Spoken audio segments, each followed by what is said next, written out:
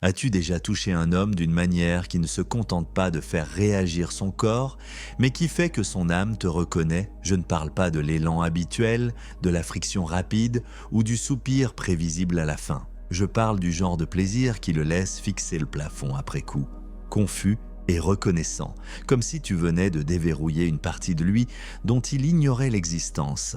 La plupart des femmes n'ont jamais vu cette version d'un homme, et la plupart des hommes ne l'ont jamais montré. Car notre culture leur a appris que le plaisir masculin est simple, superficiel et toujours sous leur contrôle. C'est un mensonge.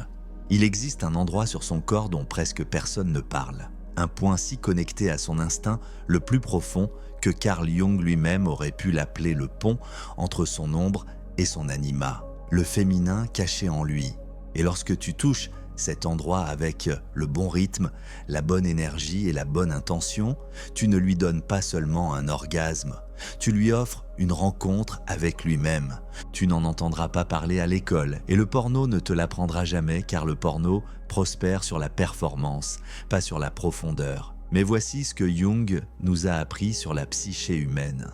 Les parties que nous réprimons sont celles qui nous contrôlent que le plus. Pour les hommes, la vulnérabilité est l'une de ces parties.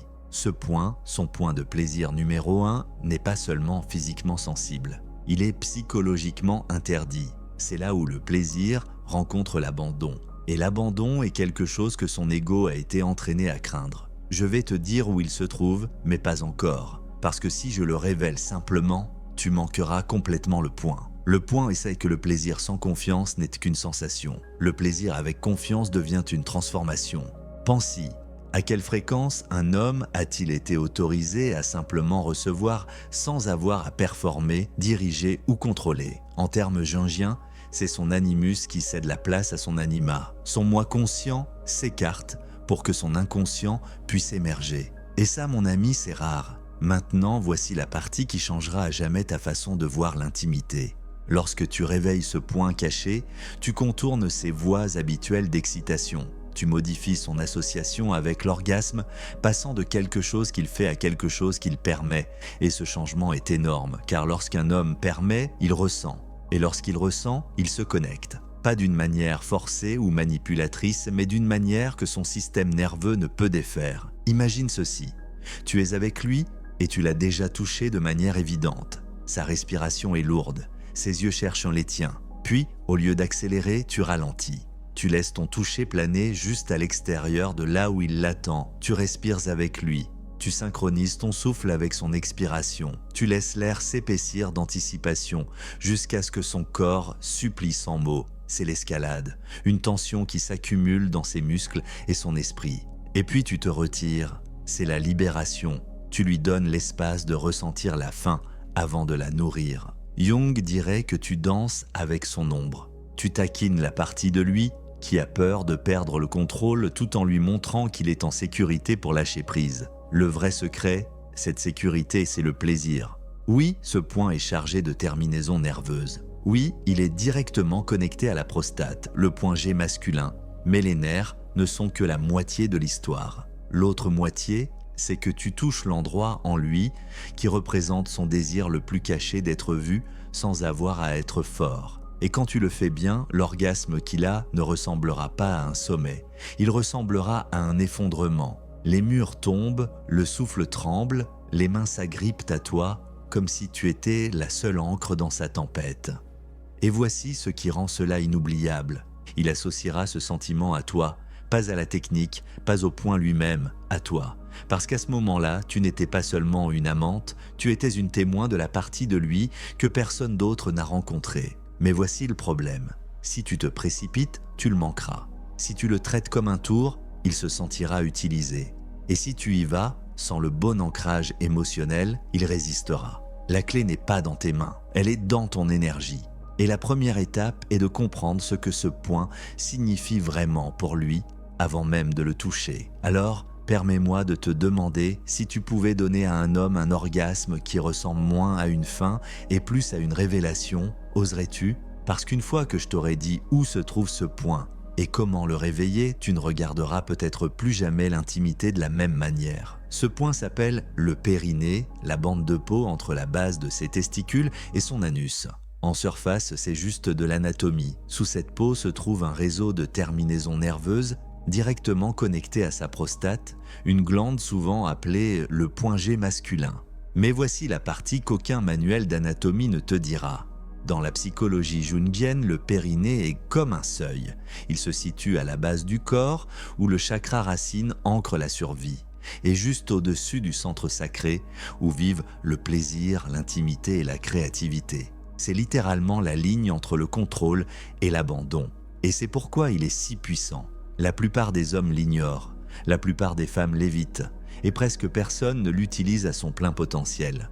Mais lorsque tu le touches avec le bon mélange de confiance et de soin, tu envoies des signaux le long de sa colonne vertébrale qui court-circuitent ses mécanismes de contrôle habituels. Il ne peut pas simplement s'en sortir par la pensée. Son corps prend le dessus, son ego, sa persona, comme Jung l'appellerait, s'écarte et le moi brut, non filtré, émerge. La technique ne consiste pas à appuyer ou à presser comme si tu appuyais sur un bouton. Il s'agit de l'aborder comme si tu apprenais une langue. Commence loin. Les cuisses internes, les os de la hanche, les bords de son bas du dos, respire avec lui. Laisse-le sentir ta présence s'étendre autour de cette zone. Ton objectif n'est pas de te précipiter, mais de réveiller les contours de sa conscience. Cela construit ce que j'appelle une excitation psychologique.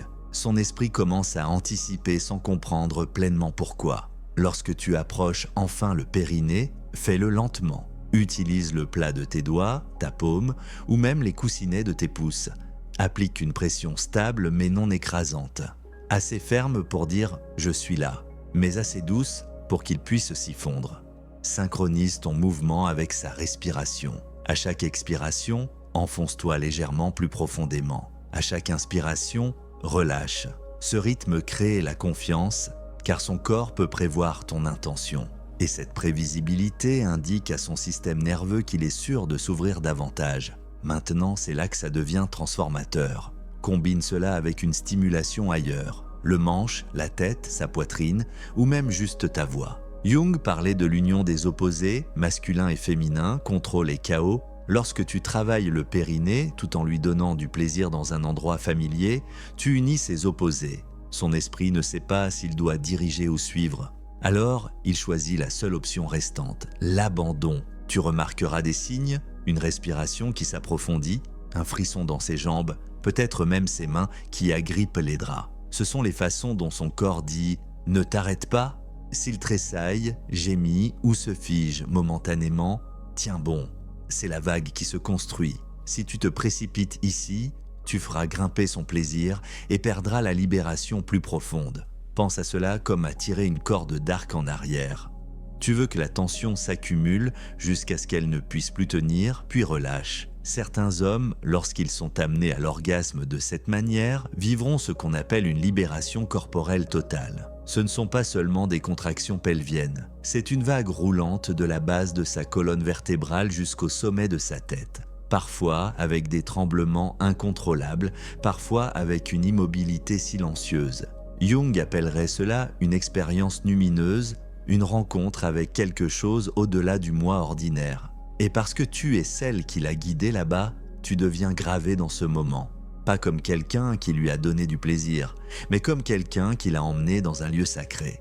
Voici le paradoxe, plus tu te concentres sur le fait de le faire sentir en sécurité, plus tu deviens dangereuse pour sa mémoire. Dangereuse, car personne d'autre ne reproduira la combinaison de compétences, d'énergie et de permission émotionnelle que tu lui as donnée. C'est pourquoi je te préviens, une fois que tu as réveillé ce point en lui, tu ne peux pas le désapprendre. Il en aura envie, il t'aura envie, mais la technique seule ne le retiendra pas là. Tu as besoin de présence. Si tu l'abordes avec hésitation, il le sentira. Si tu le traites comme purement physique, il en profitera, mais l'oubliera. Si tu entres avec curiosité, confiance et chaleur émotionnelle, il s'en souviendra pour le reste de sa vie. Et voici le vrai coup de théâtre. Quand il atteint l'orgasme par la stimulation du périnée, surtout lorsqu'elle est combinée avec d'autres touchés, il ne libère pas seulement la tension sexuelle, il libère une armure émotionnelle.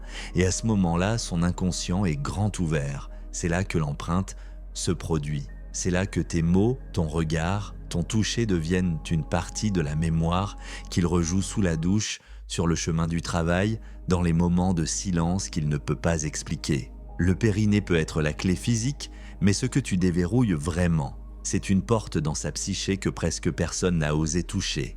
Alors la question est, une fois que tu as cette clé en main, comment vas-tu l'utiliser? Donc, tu l'as emmené là-bas, tu l'as guidé au-delà du point où son corps ne fait que poursuivre la sensation, dans un espace où tout son système nerveux s'est abandonné à toi. Il tremble, peut-être sans voix, peut-être s'accrochant à toi comme s'il avait peur que tu disparaisses. C'est le moment que la plupart des gens comprennent mal.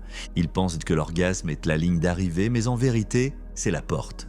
Jung a enseigné qu'après une rencontre avec l'inconscient, ce qu'il appelait une expérience lumineuse, la phase d'intégration est cruciale. C'est à ce moment-là que l'intuition, ou dans ce cas, la connexion s'enfonce dans les couches plus profondes du moi. Si tu pars maintenant, si tu te détournes ou romps le contact visuel, tu viens de claquer la porte sur la partie la plus transformatrice. Reste, garde ton toucher sur lui, pas comme une amante qui chasse plus de plaisir, mais comme une témoin qui maintient l'espace qu'il vient d'entrer. Laisse ta main reposer sur sa poitrine, ton souffle s'accorde au sien, murmure quelque chose qui affirme non seulement l'orgasme, mais l'homme derrière. Cela pourrait être aussi simple que « j'aime à quel point tu es réel avec moi » ou « tu es en sécurité ici ». Dans cet état, ses défenses de sont baissées. L'ocytocine inonde son système et son cerveau forme un lien, qu'il en soit conscient ou non. Il associe cette libération physique et émotionnelle à toi. Et c'est là que tu as le pouvoir de rendre cela inoubliable. Jung appellerait cela la fonction transcendante, où les opposés se réconcilient. En lui, c'est la fusion de la force et de la vulnérabilité, de la domination et de l'abandon, du désir et de la confiance. Ton rôle dans l'après-soin est de tenir les deux côtés sans jugement. Caresse ses cheveux sans essayer de rallumer le feu. Laisse le silence être plein plutôt que vide, car dans ce silence, il ne se contente pas de récupérer, il reprogramme ce que l'intimité signifie pour lui. Plus tu l'ancres ici, plus cela devient son nouveau standard. Et voici la partie que personne ne te dit. Une fois qu'un homme sait que ce standard existe, rien de moins ne le satisfera. Pas parce que tu as fait un tour de magie, mais parce que tu lui as montré qui il est. C'est l'addiction. Il ne te désire pas seulement, il désire qui il est quand il est avec toi. Maintenant, si tu veux aller encore plus loin, tu peux utiliser tes mots pour planter ce que j'appelle des ancres émotionnelles. Ce sont des phrases qui lient son sentiment de libération à ta présence. Pas manipulatrice, pas scriptée, juste intentionnelle. J'aime la façon dont tu te laisses aller avec moi. Tu es incroyable quand tu es toi-même. Ces phrases deviennent les lignes que son esprit rejoue quand il est seul. Les fils invisibles qui le ramènent vers toi. Et voici le beau danger. Il ne s'agit pas de le posséder, il s'agit de le libérer. Parce que la femme qui peut lui donner la liberté tout en tenant son désir est la femme que sa psyché ne lâchera pas. En termes jungiens, tu as touché à la fois son ombre et son anima, accepté les deux. Et ce faisant, tu lui as donné un avant-goût de la plénitude. Comprends-tu à quel point cela est rare ? La plupart des gens ne ressentent jamais cela dans une vie, encore moins de la part d'un autre être humain. C'est pourquoi c'est plus que du sexe. C'est pourquoi le périnée est plus que de l'anatomie. C'est la porte physique vers une transformation psychologique. Un rituel où l'homme sort de son armure et entre dans sa vérité. Et si tu peux le guider là-bas et ensuite le maintenir là, tu ne deviens pas seulement inoubliable. Tu deviens une partie de son architecture intérieure. Il pensera à toi non seulement quand il sera excité, mais quand il sera perdu, quand il sera fier, quand il sera seul. Tu seras le point de référence pour ce que ça faisait d'être pleinement vivant dans son corps et en sécurité dans son âme en même temps. Mais voici la question que tu dois te poser avant d'utiliser ceci. Es-tu prête pour ce que cela signifie quand un homme ne peut pas t'oublier? Pas parce que tu as performé, mais parce que tu l'as transformé. Parce qu'une fois que tu entres dans ce rôle, il n'y a pas de retour en arrière. Sais-tu ce qui est fou? Le périnée n'est même pas le point de plaisir le plus profond qu'un homme possède. Oui, c'est celui que la plupart des femmes ne connaissent pas. Celui qui redéfinit son idée du sexe. Celui qui le pousse à courir après non seulement ton corps, mais ta présence. Mais il y a un autre endroit, un qui ne réside pas du tout sur sa peau. Un endroit que tu peux toucher sans poser un doigt sur lui. En termes jungiens, il est enfoui encore plus profondément dans l'inconscient. cachés derrière des couches de persona, d'ombre et d'instinct. C'est là où ses désirs fondamentaux et ses peurs les plus profondes se rencontrent. Le point où l'amour et le désir fusionnent en quelque chose de presque spirituel. La plupart des femmes ne le trouvent jamais parce qu'elles regardent dans la mauvaise direction. Elles pensent que plus de technique les y mènera, ou plus de nouveautés, ou plus d'intensité. Mais la vérité est que ce point n'est pas déverrouillé en faisant plus. Il est déverrouillé en le faisant ressentir plus. Et une fois que tu sais comment l'atteindre, tu peux faire ressentir à un homme un élan qui dure des heures après la fin de l'orgasme. Le genre de high qui persiste dans sa poitrine et colore tout ce qu'il voit. C'est le niveau où le sexe cesse d'être quelque chose qu'il fait et devient quelque chose qui le change. Mais avant de pouvoir toucher cet endroit, tu dois comprendre ce qui le ferme, quelles défenses le maintiennent scellé. Tu dois connaître les mots exacts, le timing exact et le ton émotionnel exact qui contourne son esprit conscient et parle directement à ce moi caché. Parce que lorsque tu parles à cette partie de lui, chaque toucher devient 10 fois plus puissant. Chaque regard devient chargé et chaque moment avec toi devient un souvenir. Il ne peut pas y échapper. Dans la prochaine vidéo, je vais te montrer exactement comment trouver ce point de plaisir caché. Pas sur son corps, mais dans son esprit, et comment le combiner avec le périnée pour créer une boucle de rétroaction de plaisir physique et psychologique si forte qu'elle s'imprime en lui pour la vie.